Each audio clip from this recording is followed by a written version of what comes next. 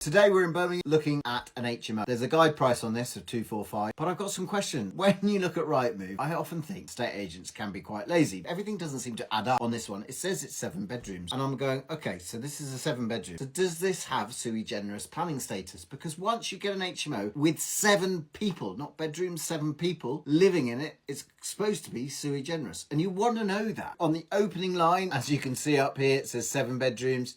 Yet here it's saying it's a 6-bedroom HMO. It's saying when fully let, it's almost 29,000 for 6 bedrooms. So I'm thinking 29,000, 245,000. That's not bad in terms of ratio because you want to be looking at what income you're getting in. But then when you look at actually what have other properties sold for on the street, and assuming this isn't an area of Article 4, so I don't know whether this is an area of Article 4 or not, but assuming it isn't, and therefore you can just change any property that is on the street into an HMO that is the same size, I'm thinking this is a bit toppy because you can buy properties below £200,000 on this street. So I'm thinking just because someone else is renting this now for good rent, is it really worth it? Because you might as well pick another property, convert it yourself. However, if you need planning permission, it's gold dust because you've got a property that is able to get this rent. And actually, when I look at the rent for a 6-bedroom, is it 6 or 7? And we'll have a look at the dubious comments that the estate agent makes. But it's like not bad rental, but I think we could get a lot more because it's around 450 a room. I'm thinking we could probably do better than that as rents have gone up. Here they talk about what type of HMO it is. It says the property has a license. So that's good. We need the license. If it's 5 or more people, you always need a license. You don't always need planning permission because if you can turn it from a C3 residential house into a C4, which is up to 6 people,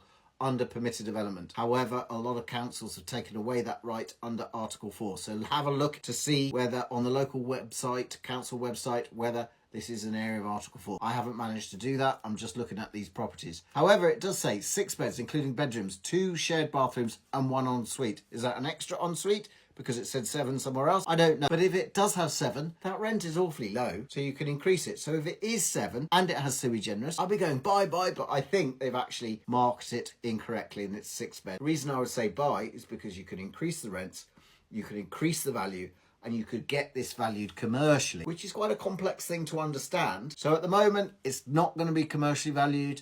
It's probably not worth the money. So sorry, landlord who's trying to sell this. They're going, look at my rental income. But to me, I'd buy next door and convert it and get a much better deal. If it was 7 bed and I needed planning permission for this property, then maybe I'd consider it and boost the rent, get a better yield, get a better valuation, recycle my cash and go again.